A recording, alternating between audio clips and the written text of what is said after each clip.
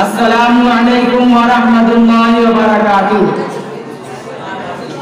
الحمدللہ رب العالمین والصلاة والسلام علی سید المرسلین نبینا محمد وعلی آلہ واصحابہ اجمعین، اما بعد۔ محترم سامعین کرام اور حکم صاحبان، آج کے اس شہریہ پروگرام میں جس عنوان پر میں روشنی ڈالنا چاہتا ہوں وہ عنوان ہماری زندگیوں کا بہت اہم عنوان ہے، بلکہ ہماری زندگی کی امتیازی مثال ہے۔ آج کی اس محفل میں میرا موضوع ہے ہمارا معاشرہ اور پردہ۔ پردہ ہماری زبان کا جانا پہچانا لفظ ہے، جس کو ہم عربی زبان کے لفظ حجاب کے عوض استعمال کرتے ہیں۔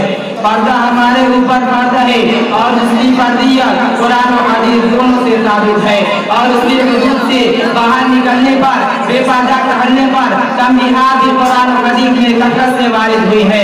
پردے کے متعلق اللہ رب العزت کا ارشاد ہے وَقَرْنَ فِي بُيُوتِكُنَّ وَلَا تَبَرَّجْنَ تَبَرُّجَ الْجَاهِلِيَّةِ الْأُولَىٰ۔ اور حدیث شریف میں آتا ہے کہ ایک مرتبہ نبی کریم صلی اللہ علیہ وسلم نے صحابہ کرام سے سوال کیا تو تمام صحابہ کرام خاموش رہے۔ اسی مجلس میں حضرت علی رضی اللہ تعالی عنہ بھی موجود تھے۔ انہوں نے گھر جا کر حضرت فاطمہ رضی اللہ تعالی عنہ سے یہی سوال کیا تو انہوں نے فرمایا خیر لہن الا یرین الرجال ولا یرونہن۔ چنانچہ حضرت علی رضی اللہ تعالی عنہ نے یہی جواب حضرت رسول اللہ صلی اللہ علیہ وسلم کی خدمت میں پیش کیا تو نبی اکرم صلی اللہ علیہ وسلم نے خوش ہو کر فرمایا انہا بدعۃ منی۔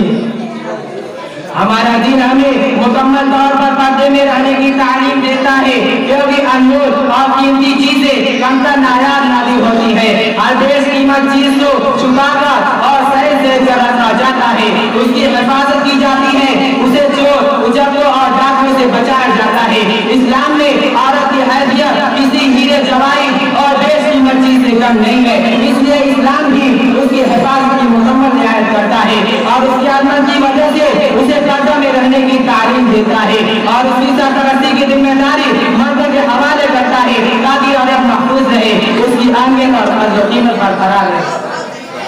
لیکن افسوس سر افسوس، ایک طرف تو ہمارا دین ہمیں باپردہ رکھتا ہے اور شرم و حیا کی تعلیم دیتا ہے، تو دوسری طرف ہم کو اس کی دیش کا تعلیمات کو پامال کرتے ہیں، ہم اس کا لحاظ نہیں کرتے۔ آج ہمارے معاشرے میں پردہ دیکھنے اور چراغنے کا ڈھونڈنے سے بھی نظر نہیں آتا، ہم اس کا لحاظ نہیں کرتے۔ آج ہمارے معاشرے میں پردہ دیکھنے اور چراغنے کا ڈھونڈنے سے بھی نظر نہیں آتا۔ مسلمان خواتین بے پردہ ہیں، انہیں اس کا کچھ خیال نہیں ہے، ان میں سے اکثریت پردہ کو دقیانوسی سے تعریف کرتی ہے اور کچھ اس کی توجیہات کرتی ہے کہ پردہ تو دل کا ہوتا ہے، نگاہ کا کوئی پردہ نہیں ہوتا۔ یہ بھول کر کہ یہ پردہ ہمارے اسلام کی بنیادی تعلیم اور ہمارے نبی اکرم صلی اللہ علیہ وسلم کی اہم تربیت ہے۔ ہماری مسلم خواتین کی اکثریت پردے میں رہنا پسند نہیں کرتی، جبکہ یہ ان کی امتیازی شان ہے۔